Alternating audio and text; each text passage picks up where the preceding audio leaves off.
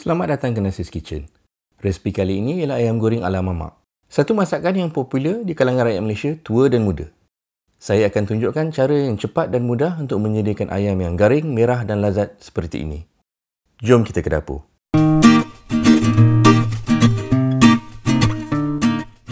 Bahan utama yang kita perlukan ialah 1,5 kilo ayam atau lebih kurang 1 ekor. Saya suka gunakan bahagian peha.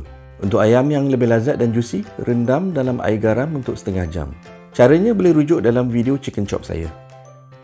Biasanya untuk menyediakan ayam goreng mamak, kita perlukan bahan-bahan seperti rempah kari, kunyit, serbuk cili dan juga halia, bawang merah dan bawang putih yang perlu dikisar dengan blender.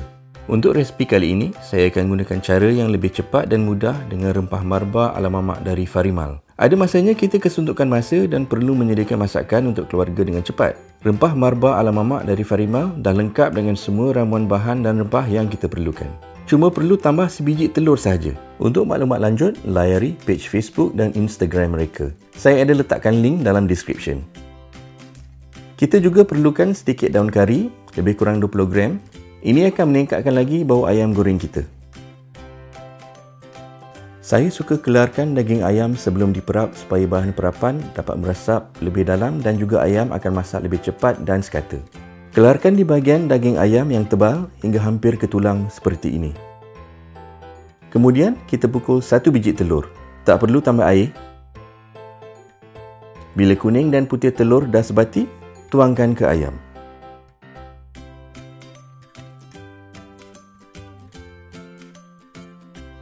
Sekarang kita tambah rempah marba ala mamak dari Farimal. Saya gunakan setengah paket untuk 1,5 kilo ayam. Tapi kalau nak guna lebih pun boleh. Rempah marba ala mamak Farimal bukan saja sesuai untuk membuat ayam goreng mamak di rumah, tetapi boleh juga digunakan dengan ikan, sotong dan juga sayur peria.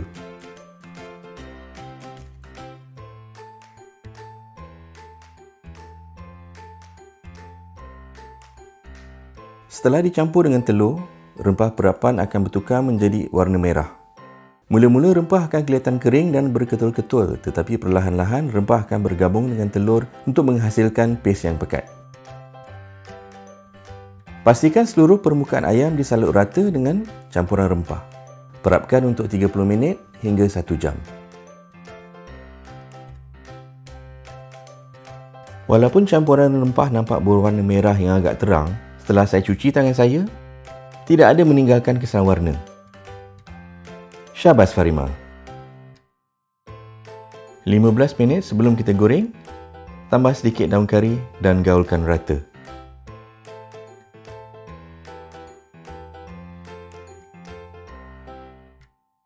Terlebih dahulu, saya ingin ucapkan terima kasih kepada penaja peralatan memasak channel ini, Q-Ware, yang menaja periuk stainless steel yang kita akan gunakan untuk menggoreng. Peralatan Q-Ware digunakan di dapur profesional tetapi juga sesuai digunakan di rumah.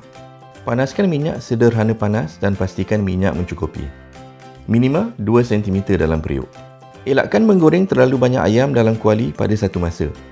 Bila kita masukkan ayam, suhu minyak akan turun dengan cepat. Kalau terlalu banyak ayam dimasukkan, suhu minyak akan turun terlalu rendah dan ini akan menjejaskan hasil gorengan. Minyak akan kelihatan berbuih dengan kuat. Ini adalah wap air yang keluar dari ayam. Setelah beberapa minit, buih akan berkurangan. Gerakkan ketulan ayam dan balikkan supaya masak dengan rata. Biasanya ayam akan mengambil masa 8 hingga 12 minit untuk masak. Bila ayam dah kelihatan garing seperti ini, dah boleh dikeluarkan untuk ditoskan.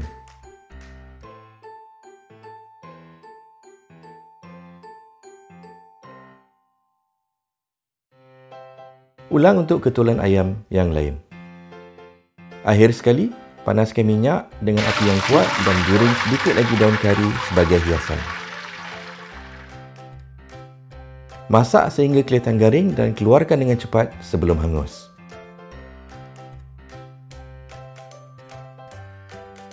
Ayam goreng mamak dah siap untuk dihidangkan. Saya tambah hirisan cili padi untuk menambahkan lagi kepedasan ayam.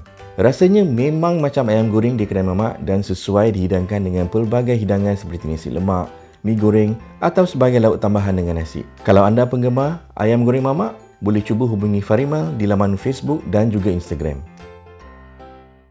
Kalau masih belum lagi, jangan lupa subscribe di YouTube dan follow di Facebook dan Instagram.